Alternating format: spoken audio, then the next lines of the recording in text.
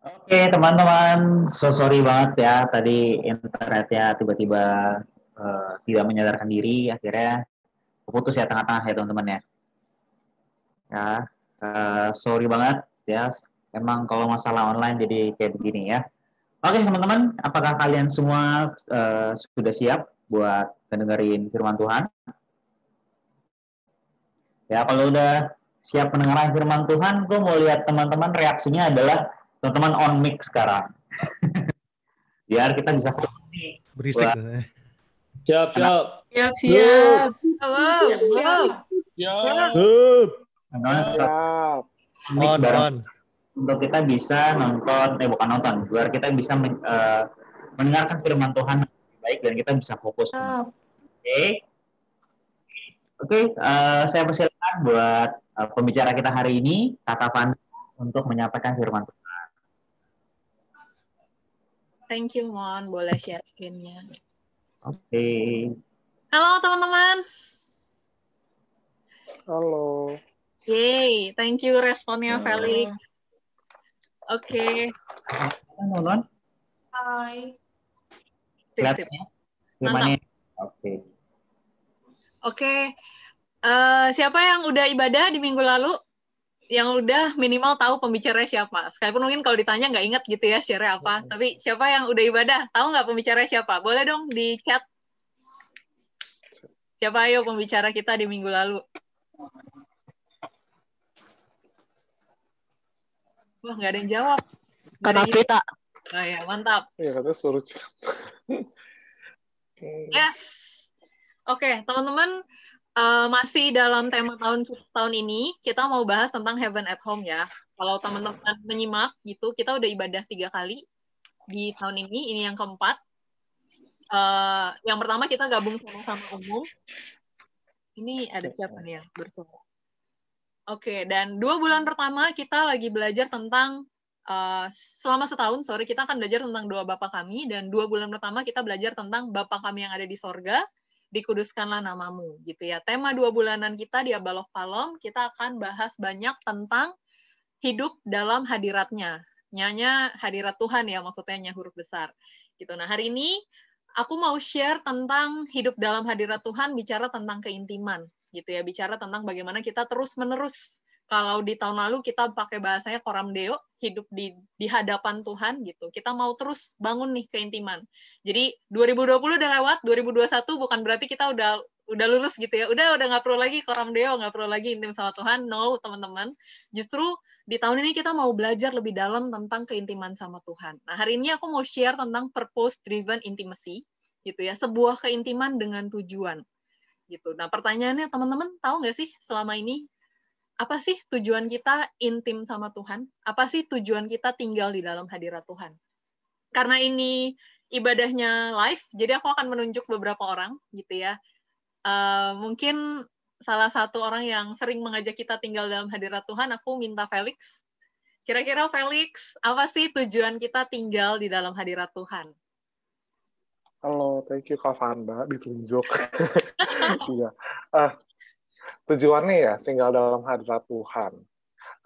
Karena sebetulnya kalau menurut aku sih, karena Tuhan yang paling tahu desain hidup kita itu apa. Jadi saat kita tinggal dalam hadirat Tuhan, kita jadi bisa tahu sebetulnya as a whole kita hidup buat apa. Karena dia yang tahu desain kita untuk apa, purpose kita untuk apa. Gitu. Oke, mantap. Thank you Felix. Kamu boleh tunjuk satu orang buat jawab juga. Siapa yang kira-kira ngerti banget nih tinggal dalam hadirat Tuhan? Ya udah, aku tunjuk Kak Ian deh. Bede. Ya, apa? Apa sih tujuan kita membangun keintiman, tujuan kita tinggal dalam hadirat Tuhan? Tujuannya untuk lebih tahu siapa Tuhan yang kita sembah. Oke, tujuannya supaya kita lebih tahu, lebih kenal gitu ya Tuhan yang kita sembah ya. Oke, thank you Felix dan Ian. Tepuk tangan virtual online. Oke, nah kita mau buka satu firman Tuhan di 1 Korintus 9 ya, ayat 26. Udah disediakan buat teman-teman gitu ya. Aku bacakan buat kita semua. Paulus bilang gini, ini Paulus tulis surat untuk jemaat di Korintus, sebab itu aku tidak berlari tanpa tujuan dan aku bukan petinju yang sembarangan saja memukul. Gitu ya. Nah, hari-hari ini penting teman-teman untuk kita bisa ngerti. Kenapa sih kita perlu bangun hadirat, bangun keintiman sama Tuhan, kita perlu terus tinggal di dalam hadirat Tuhan. Gitu. Karena kalau enggak, ketika kita nggak digerakkan dengan sebuah tujuan yang jelas, kita akan males. Benar nggak? Ya, siapa yang kadang-kadang kita ngerasa kayak males komsel, kita males saat teduh, kita males ibadah online, berasa nonton YouTube doang, dan lain-lain gitu. Kenapa? Karena kita lagi nggak ngerti tujuannya. Kita kayak petinju yang lagi sembarangan saja memukul. Nah, ini di 1 Korintus 9 ayat 26, ketika Paulus bilang kayak gini, dia udah sebutin tuh di beberapa ayat sebelumnya, apa sih tujuannya Paulus? Gitu. Boleh di next? Tujuannya Paulus ada di 1 Korintus 9 ayat 23. Gitu. Apapun yang Paulus lakukan, dia bilang segala sesuatu ini aku lakukan karena apa?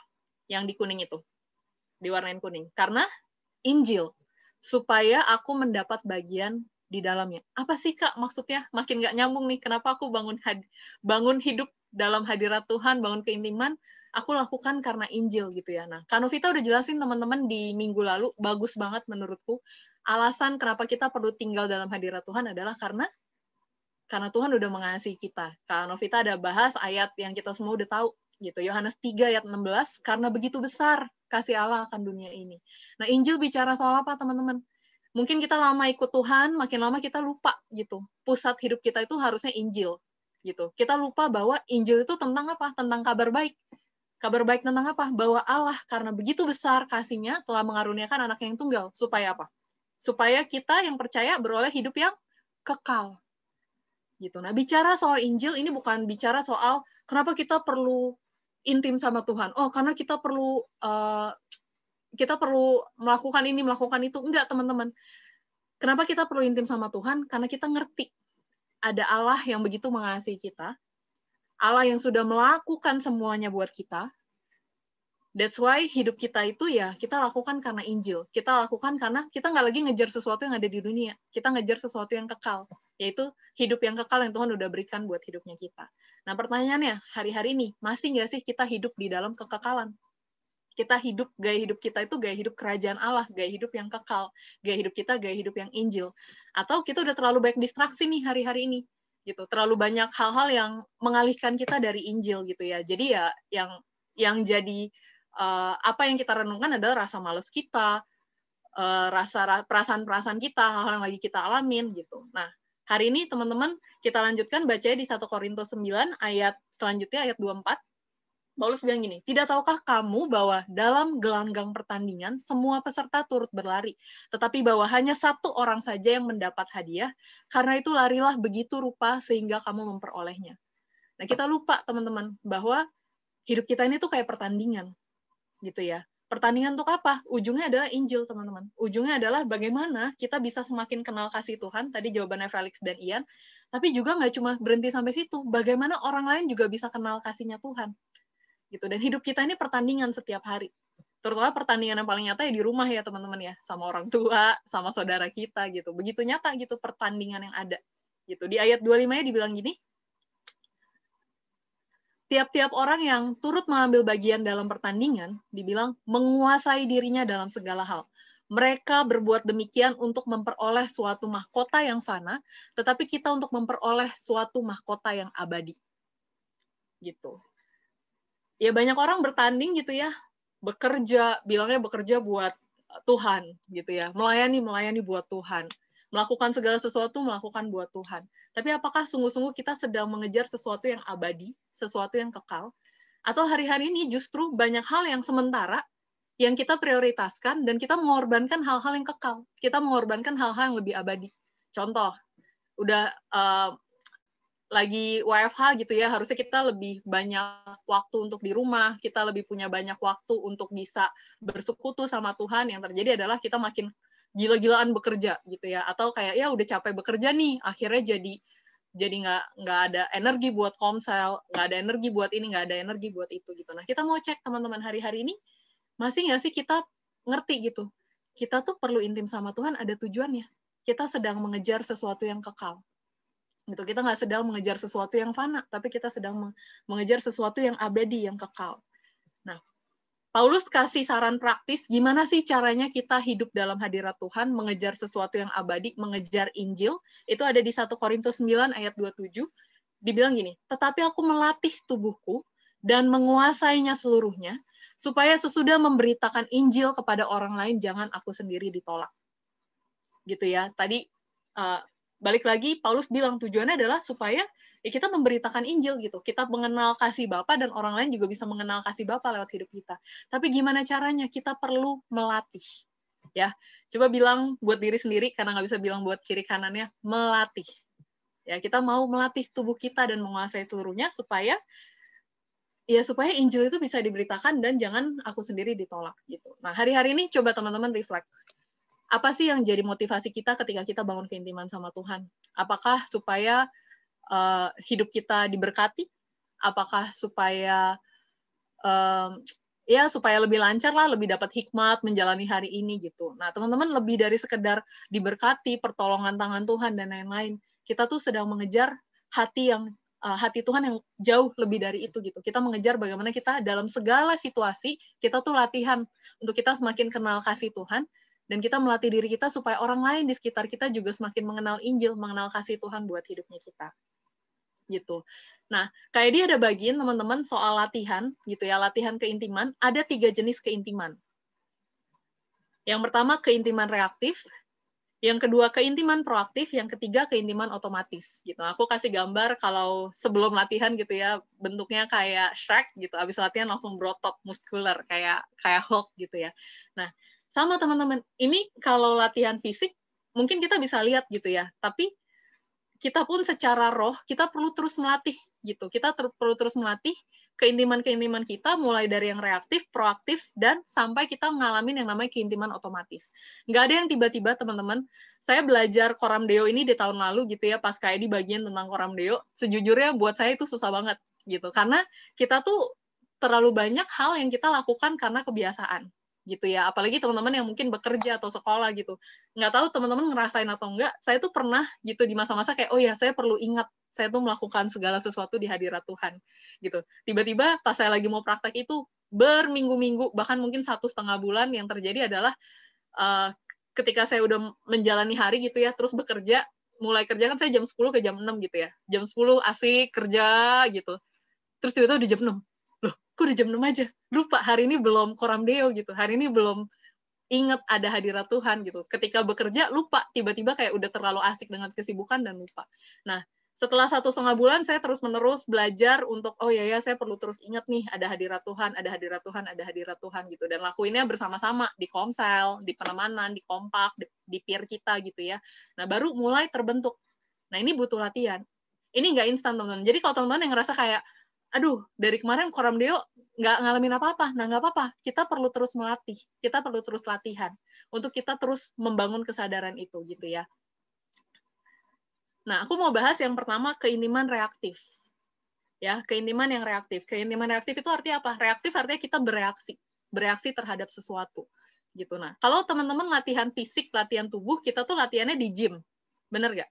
Nah, pertanyaannya, kalau kita mau latihan membangun keintiman sama Tuhan, ya, di mana kita bisa latihan membangun keintiman sama Tuhan? Yang paling gampang adalah, ini yang paling gampang, paling mudah, semua orang pasti bisa. Kita bisa melatih keintiman sama Tuhan, itu bukan di gym, tapi gym rohani kita adalah di masalah dan pencobaan. Ya, masalah adalah cara yang paling efektif untuk kita bisa menyadari hadirat Tuhan. Sayangnya mungkin teman-teman, seringkali kita ngalamin masalah, ya udah lewat begitu aja. Kita nggak coba untuk ketika kita ngalamin masalah, kita connect. Kita, oh ya, ketika saya ngalamin ini, kita melihat ini tuh kesempatan untuk Tuhan bisa ngomong sesuatu sama kita. Gitu. Nah, tahun 2020 kita semua mengalami hal yang sama, kita semua ngalamin pandemi gitu ya. Di pandemi mungkin teman-teman banyak ngalamin, ada yang dipecat, ada yang gajinya dipotong gitu. Ada yang mengalami tren-tren baru pakai masker, terus sempat ada tren bikin kopi dalgona gitu ya. Saya karena nggak ngopi, saya nggak pernah bikin kopi dalgona gitu. Tapi salah satu tren yang saya ikutin pas corona, karena di keluarga saya begitu, adalah tren berjemur, teman-teman. gitu. Jadi ya nggak tahu di kalian ada nggak ya orang tuanya yang nyuruh. Kalau orang tua saya nyuruh gitu, mama saya nyuruh kayak harus berjemur gitu. Berjemur tuh kayak tolak bala, tolak virus gitu. Padahal yang menolak bala, menolak virus itu darah Yesus ya, bukan karena berjemur gitu. Tapi nggak apa-apa, saya belajar taat tuh, saya berjemur gitu. Cuma masalahnya adalah saya tuh paling nggak suka panas-panasan. Jadi tiap kali berjemur gitu ya, buat saya itu sebuah masalah. Karena saya benar-benar nggak suka panas, segitu nggak sukanya gitu. Buat saya bermasalah banget kalau saya tuh kena panas, kena sinar matahari gitu ya. Gitu. Nah, waktu itu saya belajar praktek Coram Deo. Waktu itu saya belajar praktek Coram Deo gitu. Yang ada berhari-hari gitu saya berjemur, saya bersungut-sungut gitu. Aduh Tuhan panas, aduh males gitu. Terus mengeluh, bersungut-sungut sama mama gitu. Aduh nggak mau berjemur, panas, nggak enak, dan lain-lain gitu. Sampai ketika saya mencoba connect sama Tuhan gitu ya, ternyata bahkan dalam hal berjemur aja, kalau kita coba connect sama Tuhan, Tuhan bisa ngomongin sesuatu gitu. Waktu itu saya ingat banget ketika saya coba connect sama Tuhan gitu ya, Tuhan ingetin satu ayat yang saya tuh suka quote ayat ini, tapi saya suka nggak sadar gitu. Cuma quote-quote doang, tapi saya nggak hidupin gitu. Kalau teman-teman tahu ayatnya ada di Matius 5 ayat 45, nggak usah dibuka. Intinya dibilang gini, Bapa itu adalah Bapa yang menerbitkan matahari bagi orang yang jahat dan orang yang baik, dan menurunkan hujan bagi orang yang benar dan orang yang tidak benar. Gitu. Nah, ketika saya terus-terusan mengeluh gitu tentang aduh males nih berjemur, panas dan lain-lain ya. Ketika Tuhan ingetin ayat ini, oh iya ya, aku lupa loh ternyata matahari itu bentuk kasihnya Tuhan. Karena Tuhan kasih matahari buat orang jahat dan orang baik. Tuhan turunin hujan buat orang benar dan orang nggak benar. Gitu. Jadi dalam setiap hal pencobaan dan masalah yang kita alamin, ya aku percaya gini loh, tanpa kita connect sama Tuhan bisa lewat nggak masalah? Bisa. Iya dong, maksudnya itu cuma masalah berjemur, ngoceh-ngoceh, terus masuk rumah dan selesai gitu. Tapi akan berbeda teman-teman ketika kita lagi ngalamin hal yang nggak enak, masalah, pencobaan, bahkan hal-hal sekecil apapun. Ketika kita connect sama Tuhan, kita dengar Tuhan mau ngomong apa, ini nggak cuma soal masalah yang lewat, masalah yang selesai, tapi ini soal bagaimana kita juga bertumbuh, kita semakin intim, kita latihan bangun keintiman kita sama Tuhan. Gitu. Jadi dalam segala hal teman-teman kita bisa terus melatih gitu ya, terutama dalam hal masalah dan pencobaan. Gitu. Nah, hal yang paling praktis untuk kita melatih keintiman sama Tuhan adalah masalah dan pencobaan. Nah, masalah dan pencobaan ini biasanya datang dari 3 hal teman-teman. Ada barang, ada orang, ada situasi. Nah, ini aku sebutnya adalah pemicu. Boleh di next slide-nya, Mon? Ya, di next. Ya, ada barang, ada orang, ada situasi. Ini adalah pemicu-pemicu yang Tuhan pakai untuk kita bisa semakin tinggal di dalam hadirat Tuhan gitu ya. Barang, apapun kita, maksudnya teman-teman sering nggak sih ngalamin hilang damai sejahtera karena barang gitu ya. Aku yang terakhir kali kejadian adalah handphoneku yang ada ininya. Yang ada casing lucu ini gitu. Tiba-tiba dia jatuh ke tempatnya gitu. Tiba-tiba dia jatuh ke toilet, beneran masuk ke jamban gitu. Nah, itu kan juga memicu sesuatu ya gitu. Maksudnya, even hal-hal kecil, handphone jatuh, itu juga bisa, ketika kita datang sama Tuhan, aku percaya itu bisa jadi hal yang membuat kita semakin intim sama Tuhan. Orang yang paling sering lah. Gitu ya, ketika kita di rumah, pasangan kita, anak kita, belum ada ya, orang tua kita, teman-teman kita, teman di kantor, teman sekolah gitu. Orang-orang banyak banget yang sebenarnya bisa jadi pemicu gitu untuk kita tuh bisa intim sama Tuhan gitu. Keintiman yang reaktif. Kita melatih diri kita ketika kita ngalamin sesuatu kita connect sama Tuhan atau situasi. Gitu. Teman-teman mungkin banyak ngalamin situasi karena corona gitu ya. Kita dengar ada beberapa teman kita yang papa atau mamanya kena COVID gitu atau bahkan teman kita sendiri yang kena COVID. Situasi itu Tuhan bisa pakai untuk kita latihan. Untuk kita latihan, kita semakin intim sama Tuhan. Kita latihan Tuhan mau ngomong apa buat hidup kita. Gitu. Jadi nggak cuma sekedar masalah beres dan lewat, tapi ada hal yang terbangun. Ada otot-otot rohani yang kita bangun. Ada keintiman kita yang semakin terbangun di dalam Tuhan. Gitu ya. Terus, nah, keintiman yang pertama adalah keintiman reaktif. Ini hal yang paling gampang, teman-teman. Teman-teman ngalamin masalah dan pencobaan, itu kita bisa pakai jadi kesempatan untuk kita semakin intim sama Tuhan. Latihan yang kedua, ada yang namanya keintiman proaktif gitu ya. Nah, kita mau baca ayatnya, ada di Ibrani 11 ayat 6 gitu. Nah, aku dengar dari teman-teman ketika kita lagi belajar Coram Deo gitu ya, lagi kita membangun keintiman sama Tuhan, nah kita seringkali ngerasa kayak Tuhannya nggak hadir gitu. Berapa banyak dari teman-teman yang pernah dengar, aduh males ibadah online gitu. nggak berasa gitu hadirat Tuhannya. Nah, kita mau belajar bahwa keintiman yang proaktif ini bukan soal perasaan kita. Kita rasakan atau enggak, Tuhan itu hadir. Ya, Tuhan itu hadir di diskotik aja Tuhan hadir, apalagi di kamarnya teman-teman. Apalagi ya nggak cuma di tempat ibadah, nggak cuma di mall Taman Palem lantai 5 gitu Tuhan hadir, tapi dimanapun Tuhan hadir. Pertanyaannya, kita menyadari nggak kehadiran Tuhan? Nah, untuk kita bisa mengalami keintiman yang proaktif, saya bacain ayatnya buat teman-teman, Ibrani 11 ayat 6. Tetapi tanpa iman, tidak mungkin orang berkenan kepada Allah. Sebab barang siapa berpaling kepada Allah, ia harus percaya bahwa Allah ada, dan bahwa Allah memberi upah kepada orang yang sungguh-sungguh mencari Dia.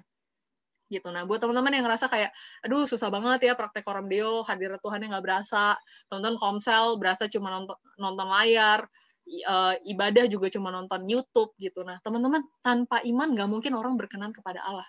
Kalau teman-teman mau ngalamin hadirat Tuhan, ya kita perlu percaya, kita perlu punya iman bahwa dimanapun kita berada, Allah itu ada.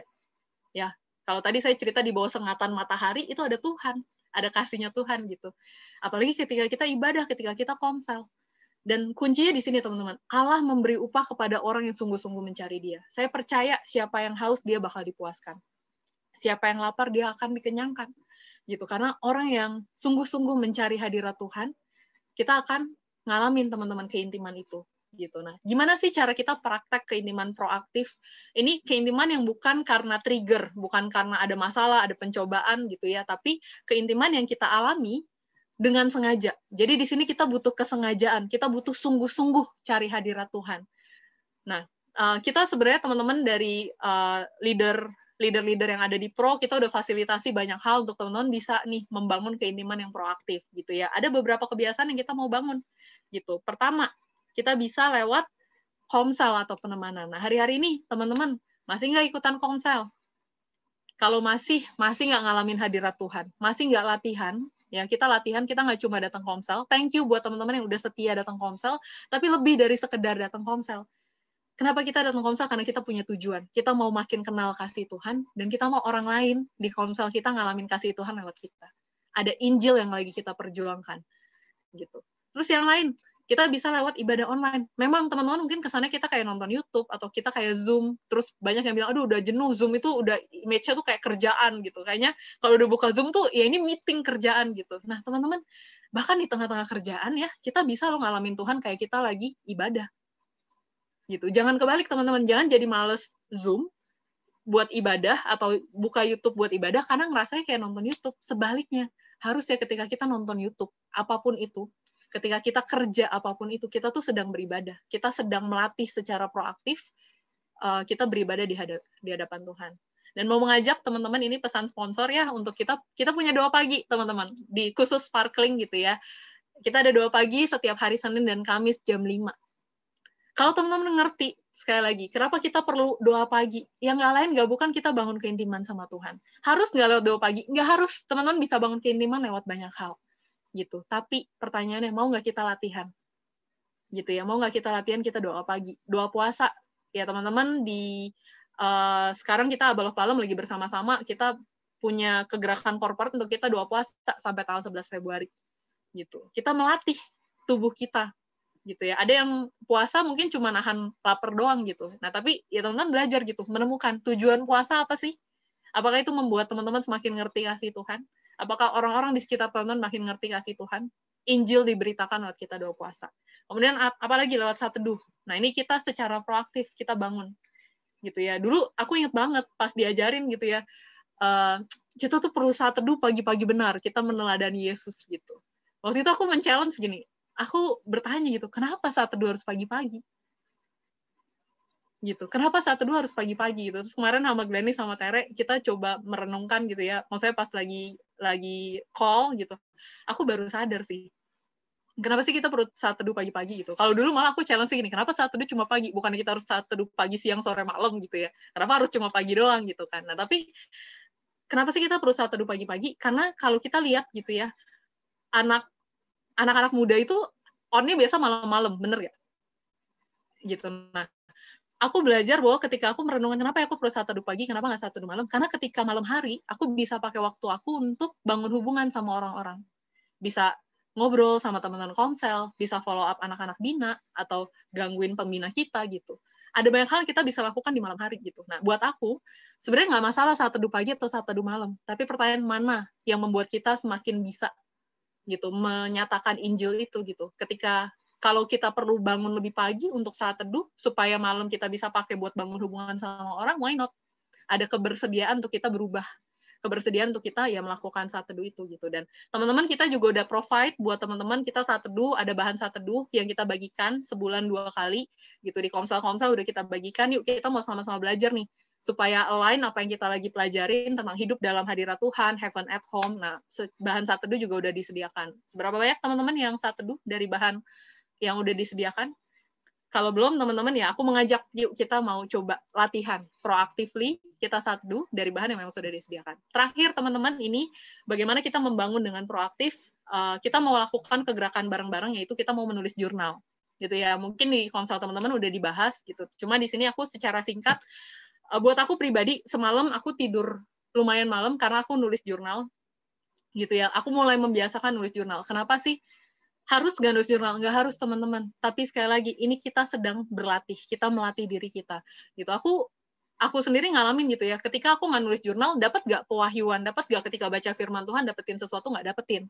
Gitu. Tapi semalam ketika aku coba tulis lagi jurnalnya, ada hal yang lebih deep, ada hal-hal baru yang Tuhan bukakan gitu. Bahkan firman yang kita udah sering dengar, firman udah kita sering baca gitu. Nah, tapi kita mau melatih gitu. Ketika kita menulis, aku percaya gitu ya bahwa ya Tuhan banyak bekerja gitu, banyak menyatakan sesuatu ketika kita belajar menulis di jurnal. Gitu. Nanti teman-teman kita udah provide jurnal buat kita bisa pakai sama-sama, udah didesain dengan bagus supaya ya kita mau latihan proactively, kita nggak cuma mendengar firman tapi kita juga mau menulis firman ataupun pengalaman-pengalaman yang kita alamin sama Tuhan. Yang terakhir teman-teman, ketika kita udah belajar keintiman reaktif, ada masalah, kita berespon firman. Ketika lagi nggak ada apa-apa, kita bangun keintiman proaktif, gitu ya. Kita bangun setiap hari, kita merenungkan firman Tuhan, merenungkan kebaikan Tuhan, sampai kita bisa ngalamin level ketiga ini, teman-teman, yaitu keintiman otomatis. Oke? Nah, gimana sih ngalamin keintiman otomatis? Ya, itu sesuatu yang kita berjalan terus, nggak sesuatu yang tiba-tiba kita bisa alamin.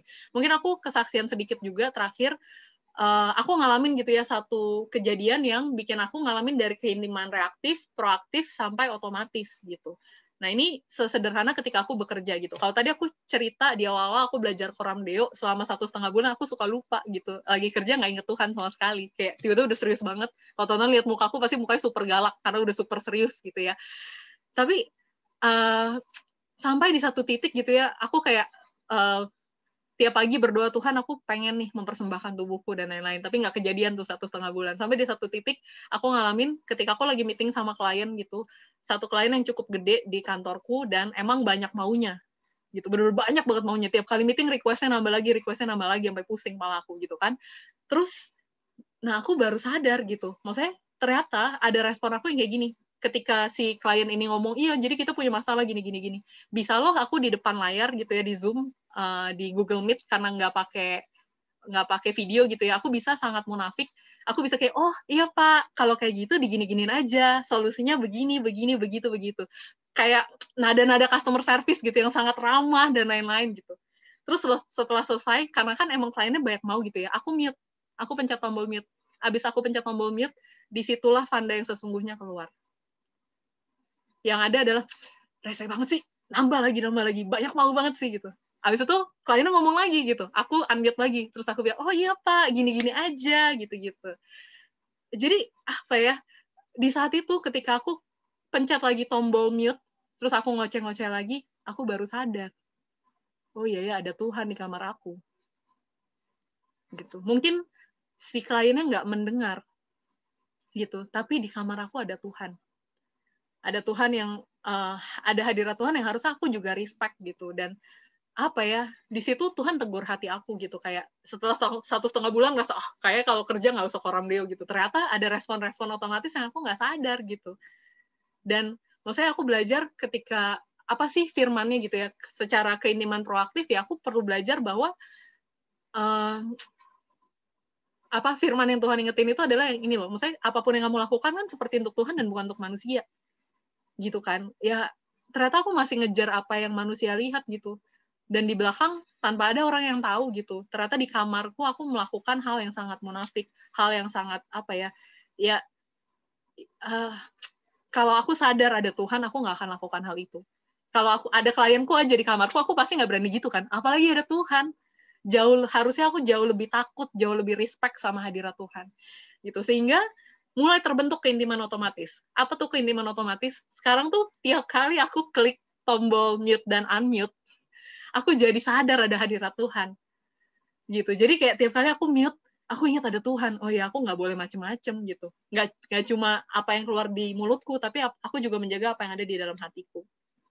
Gitu. Nah, teman-teman, kita mau sama-sama latihan gitu ya. Mungkin udah banyak yang bilang bosen belajar Coram Deo dan lain-lain, teman-teman. Pertanyaannya, teman-teman masih lihat nggak tujuannya? Gitu. Teman-teman masih ngerti nggak untuk apa sih kita lakuin ini semua? Ini bukan buat diri kita sendiri. Gitu. Tapi ini tentang apa yang Tuhan udah lakukan buat kita dan kita mau makin ngerti. Dan ini tentang bagaimana Injil itu bisa diberitakan. Bagaimana kasih Tuhan itu bisa diberitakan lewat kita. Itu mungkin ada satu video yang aku mau share, jangan di-play dulu. Ini film yang aku udah tonton lama banget, tapi aku baru tonton lagi kemarin, gitu. Jadi soal keintiman, aku balik sedikit ke keintiman proaktif, gitu ya. Selain soal saat teduh hal-hal yang rohani, aku juga belajar untuk memperhatikan apa yang masuk ke dalam hidup aku, gitu. Misalnya lagu-lagu yang aku dengarkan, film yang aku tonton, buku yang aku baca, dengan siapa aku bergaul, gitu. Itu semua tuh hal yang kita bisa bangun proactively. Kita bisa secara sadar, daripada dengar lagu galau, kita dengar lagu-lagu yang membuat kita semakin ngerti kasih Tuhan. Daripada kita nonton YouTube yang horor-horor atau YouTube yang cuma entertain gitu. Ada nggak sih YouTube yang bisa membuat kita lebih mengerti tentang kasih Tuhan? Gitu. Nah, terakhir kemarin lagi kumpul, waktu itu ada Cindy, salah satu anak binaku, sama Mai gitu ya. Kita ngumpul di mobil, nonton bioskop online gitu. Terus kita mikir mau nonton apa gitu. Akhirnya kita nonton satu film, Facing the Giant. Dan buat aku ini bagus banget.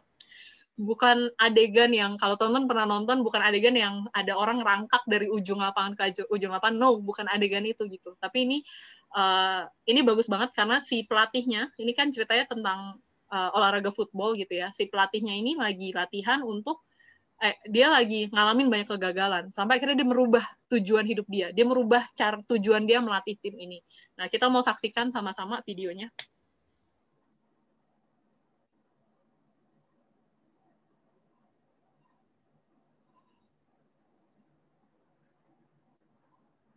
Bisa di-play?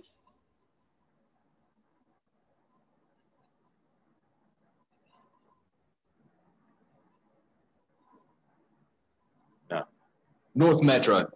Stop guessing. You know it or you don't. How about 5 years ago? Graceland? That was 3 years ago. You can't remember, can you? Leads me to ask a couple of questions. What's the purpose of this team? Win ball games.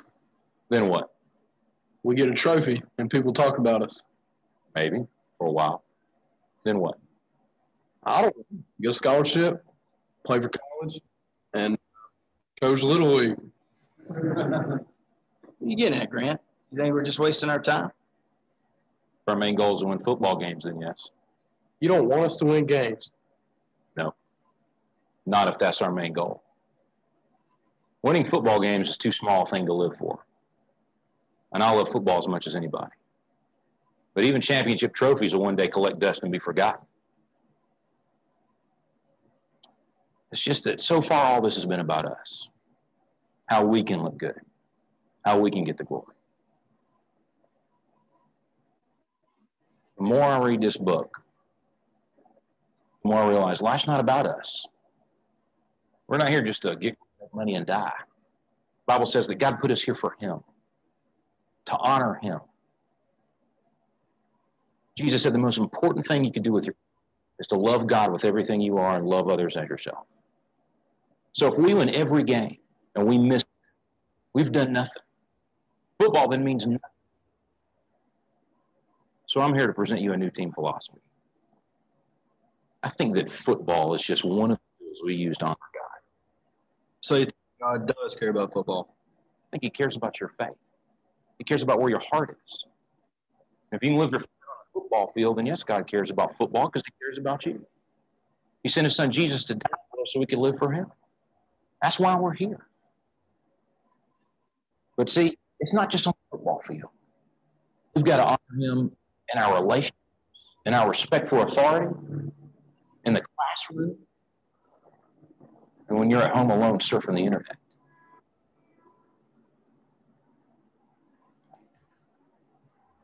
I want God to bless this team so much people talk about what he did. But it means we got to give him our best in every area. And if we win, we praise him. And if we lose, we praise him. Either way, we honor him with our actions and our attitudes. So I'm asking you, what are you living for? I've resolved to give God everything I've got. Then I'll leave the results up to him. I want to know what you're doing. Slide terakhir, Mon.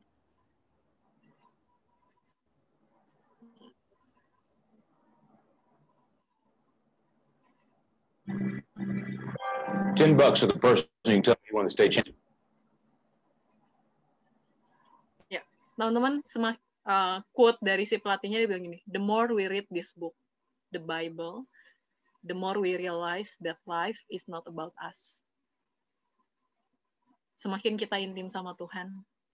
Ini bukan soal, kalau tadi bukan soal pertandingan footballnya.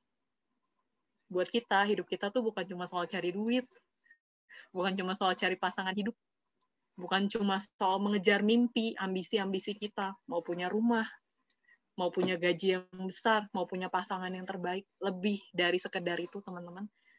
Kenapa kita perlu bangun keintiman sama Tuhan? Karena semakin kita intim sama Tuhan, semakin kita sadar hidup kita itu bukan tentang kita. Hidup kita itu tentang Allah yang mengasihi kita.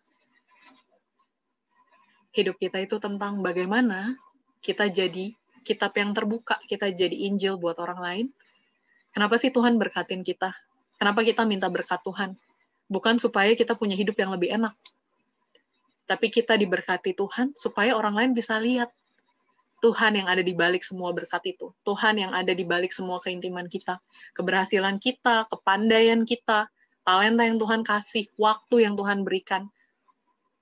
Apakah hari-hari ini kita masih jadi seperti orang yang berlari tanpa tujuan? Seperti petinju yang sembarangan saja memukul. Yuk teman-teman, kita mau tutup, kita mau berdoa hari ini.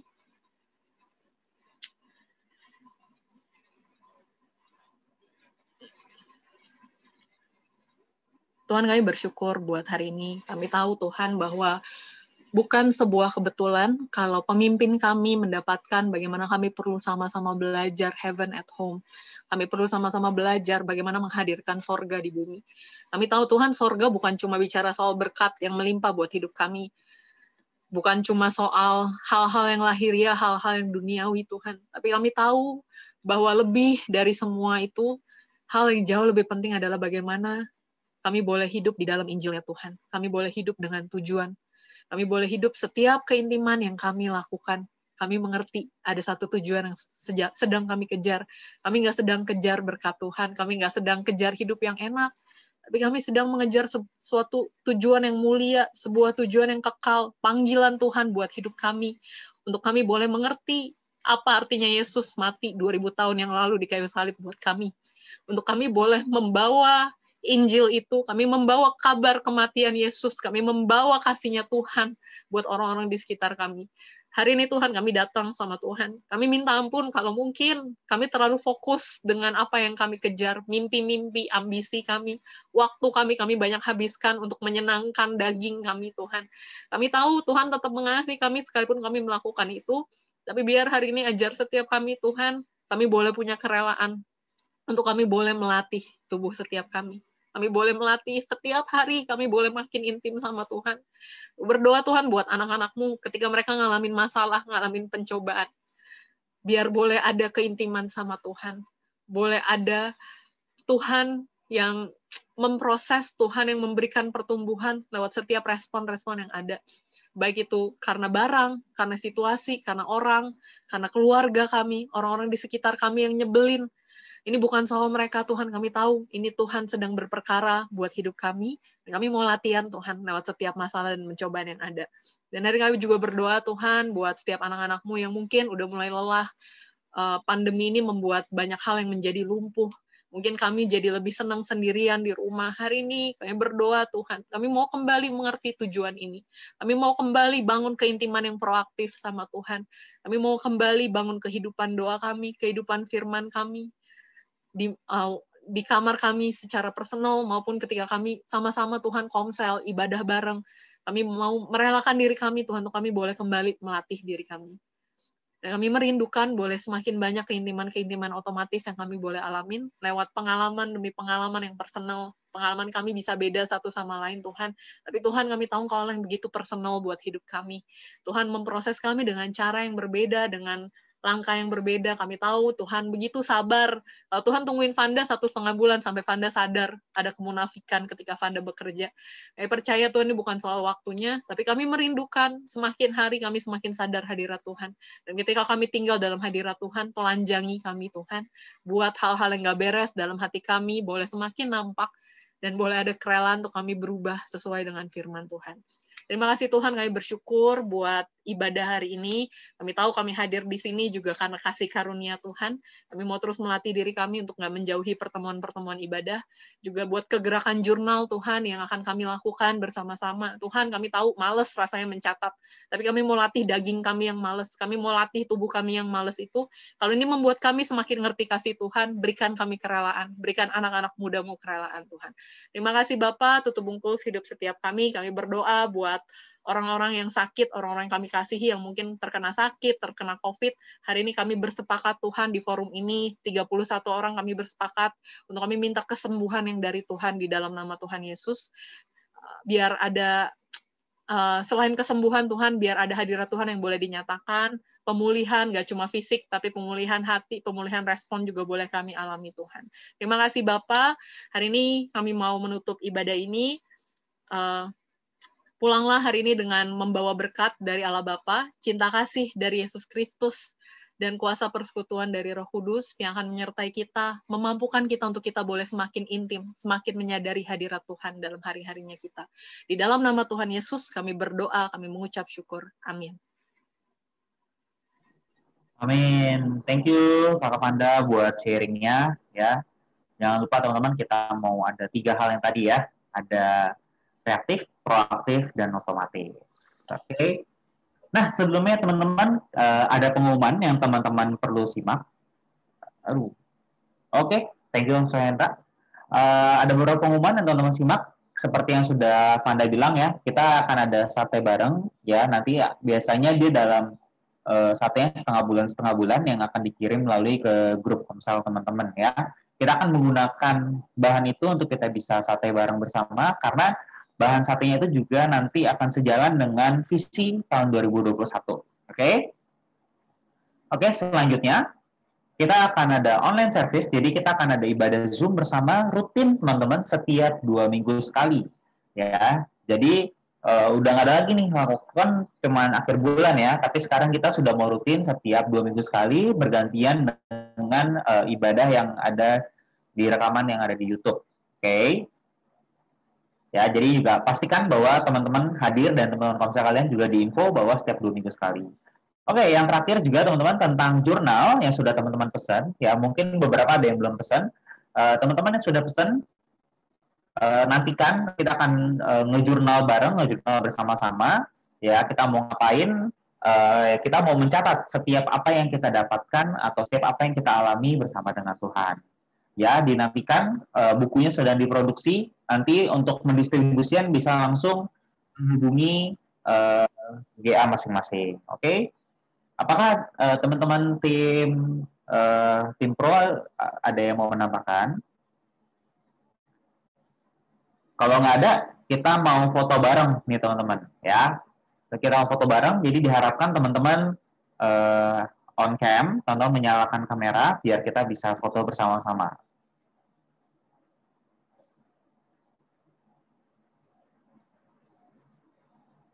Yuk, on cam, teman-teman yang belum. Ya, semua rapiin rambut, Rapiin posisi. Ya. Kameramen kita seperti biasa, Kak Tere ya, yang akan foto. Ya, kita akan foto sebentar lagi. Kak Tere sudah siap? Ya, kalau sudah kita dia kasih aba-aba ya. 1, 2, 3.